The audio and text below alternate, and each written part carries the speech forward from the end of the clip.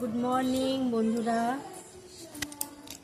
তো এখন বাজে প্রায় 11টা পার হয়ে গেছে। তো আশা করি সবারই রান্নাবান্না শুরু হয়ে গেছে, আমাদেরও শুরু হয়েছে। শাশুড়ি মা রান্না করছে, আমরা সবজি শাক এগুলো সব বেছে কেটে রেডি করে দিচ্ছি, না হলে হবে না। কারণ কি জয়েন্ট ফ্যামিলি, সব কিছু অনেকটাই লাগে। দেখতেই পাচ্ছ এই যে সবজি, এই যে গামলার মধ্যে সবজি, এগুলো সব কাটবো, কেটে বেছে ধুয়ে শাশুড়ি মাকে রেডি করে দিব।